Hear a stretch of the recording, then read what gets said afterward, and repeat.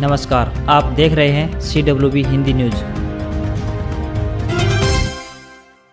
ई संजीवनी OPD की तैयारी। Portal पर ऑनलाइन टोकन लेकर चिकित्सक से वीडियो कॉलिंग कर ले सकेंगे परामर्श। इस ऐप को मोबाइल पर डाउनलोड करने के बाद मरीज की पूरी डिटेल भरी जाएगी। इसके बाद मरीज ऑनलाइन ही चिकित्सक से वीडियो कॉलिंग या ऑडियो कॉलिंग से जुड़कर परामर्श ले सकते हैं। कोरोना काल में बिना अस्पताल में आए मरीजों का उपचार हो सके, केंद्र सरकार की इसी ई संजीवनी ओपीडी की तैयारी में स्वास्थ्य विभाग जुटा हुआ है। ई संजीवनी ओपीडी ऐप से महेंद्रगढ़ जिला में 15 चिकित्सकों को इस सॉफ्टवेयर में जोड़ने की तैयारी चल रही है। सप्ताह में 5 दिन यह सुविधा सुबह 10 बजे से लेकर दोपहर 1 बजे तक और साय 3 बजे से साय 5 बजे तक ऑनलाइन उपलब्ध होगी। हरियाणा के मुख्यमंत्री मनोहर लाल ने पेंशनर्स को बड़ी राहत देते हुए अपना जीवन प्रमाण पत्र जमा कराने की तिथि 28 फरवरी 2021 तक बढ़ाए जाने का निर्णय लिया है। इस संदर्भ में जानकारी देते हुए हरियाणा सरकार के एक प्रवक्ता ने बताया कि कोविड-19 महामारी के दृष्टिगत पेंशनर्स को जीवन प्रमाण पत्र जमा कराने के लिए 1 नवंबर 2020 से 28 फरवरी 2021 तक का समय दिया गया है। हरियाणा सरकार ने 1 अप्रैल से 30 जून 2020 तक की अवधि के लिए हरियाणा रोडवेज के बस अड्डों पर स्थित दुकानों का पूरा किराया माफ करने का निर्णय लिया है। साथ ही 1 जुलाई से 31 जुलाई 2020 तक की अवधि के लिए भी ऐसी दुकानों का 50% किराया माफ किया जाएगा। हरियाणा के परिवहन मंत्री मूलचंद शर्मा ने जानकारी देते हुए बताया कि मुख्यमंत्री मनोहर लाल ने इस आशय के एक प्रस्ताव को अपनी मंजूरी दे दी है। कृषि कानूनों के विरोध में किसान राजधानी की सीमा पर डटे हुए हैं। वहीं सरकार किसानों की फसल को कुदरती आपदा से होने वाले नुकसान से बचाने के लिए प्रधानमंत्री फसल बीमा योजना रबी 2020-21 बीमा प्रक्रिया आरंभ कर दी है। सर्व हरियाणा ग्रामीण बैंक प्रबंधक प्रतीक गोयल ने बताया कि प्रधानमंत्री फसल बीमा योजना के अंतर्गत आवेदन प्रक्रिया शुरू हो गई है। योजना का लाभ लेने के लिए किसान 31 दिसंबर 2020 तक आवेदन कर सकता है, जिसमें रबी फसलों के लिए गेहूं, चना, जौ, सरसों और सूरजमुखी को लिया गया है। इसमें किसान को बीमा करवाने के लिए प्रति एकड़ के हिसाब से निर्धारित राशि वहन करनी होगी।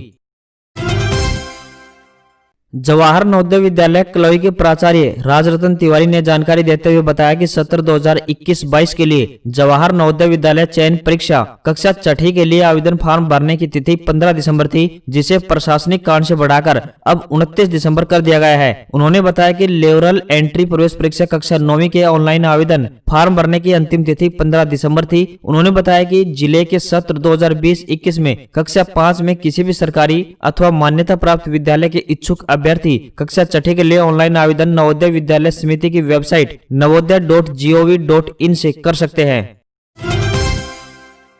दादरी जिले के प्रत्येक गांव में ग्राम दर्शन पोर्टल शुरू। अतिरिक्त उपायुक्त डॉक्टर राहुल नरवाल ने जानकारी देते हुए बताया कि मुख्यमंत्री मनोहर लाल ने 2 अक्टूबर को ग्राम दर्शन पोर्टल की शुरुआत की थी। जिला कार्यक्रम प्रबंधन जसवीर सिंह ने इस योजना के बारे में बताया कि दादरी की 166 ग्राम पंचायतों का ग्राम दर्शन पोर्टल बनाकर उसका लिंक सरपंच एवं ग्राम सचिव को भेज दिया गया है। ग्राम सचिव एवं सरपंच समय समय पर इसे अपडेट करते रहेंगे। ग्राम दर्शन पोर्टल पर कोई भी व्यक्ति अपना सुझाव या शिकायत दे सकता है। यह शिकायत 1 दिन बाद स्वतः ही सीएम विंडो में तब्दील हो जाती है।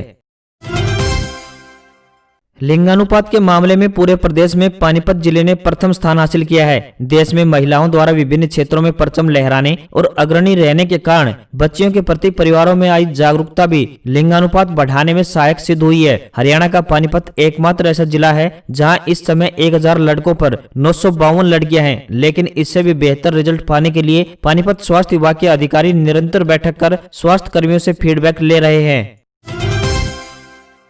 हरियाणा में कोरोना से रिकवरी रेट लगातार बढ़ रहा है। पिछले 24 घंटों में सूबे में नए संक्रमितों से 2 गुने मरीज ठीक हुए हैं। प्रदेश में 822 नए मरीज मिले तो वहीं 1680 मरीज ठीक भी हुए, मगर इस संक्रमण की वजह से 18 और मरीजों ने दम तोड़ दिया, जबकि 256 मरीजों की हालत नाजुक बनी हुई है। संक्रमण से रिकवरी रेट बढ़कर 95.68% पहुँच गया है। मरने वाले मरीजों की कुल संख्या अब 2751 हो गई है। नया साल आने से पहले आप अपना रिचार्ज करा लें, क्योंकि टैरिफ जल्द ही महंगे होने वाले हैं। जी हां, साल 2021 में टैरिफ प्लान्स में 20% की बढ़ोतरी होने वाली है। कहा जा रहा है कि 31 दिसंबर तक सभी कंपनियां अपने नए टैरिफ प्लान का ऐलान कर देंगी। हालांकि वीआई ने तो अभी ही अपने पोस्टपेड प्लान्स को महंगा कर दिया है। रिपोर्ट्स के मुताबिक नए साल में टेलीकॉम कंपनियों के टैरिफ प्लान्स की कीमतों में 15 से 20% तक बढ़ोतरी हो सकती है। यानी कि अगर कोई प्लान 100 रुपए का है तो वह 115 या 120 रुपए का होने वाला है। वोडाफोन आइडिया और एयरटेल के बाद रिलायंस जियो भी मौके का फायदा उठाते हुए टैरिफ प्लान्स की कीमतों में इजाफा कर सकती है। पहाड़ों की तरफ से चल रही पश्चिमी उत्तर हवा मैदानों में कड़ाके की ठंड लेकर आई है। इससे 24 घंटे में ही तापमान कई जिलों में 3 डिग्री तक गिर गया। हिसार में मंगलवार को रात का पारा 3 डिग्री दर्ज किया गया, जो सामान्य से 5 डिग्री कम है। हिसार देश के मैदानी इलाकों में सबसे ठंडा रहा। प्रदेश में शीतलहर चली, इससे ठिठुरन बढ़ गई है। मौसम वैज्ञानिकों के अनुसार अमूमन प्रदेश में 1 से 10 जनवरी के दौरान पाला जमता रहा है। अब की बार दिसंबर में ही पाला जम गया है। अब पारा लगातार जमाव बिंदु की ओर जाएगा, इससे ठंड जमा देने वाली हो जाएगी। रेवाड़ी में अधिकतम तापमान 13 डिग्री पर आ गया। नारनौल में यह 13.2 डिग्री, तो वहीं रोहतक में 15, सिरसा में 15.1 डिग्री दर्ज किया गया। हिसार के कुल्लू में यह 18.3, तो वहीं शिमला में 14 डिग्री रहा।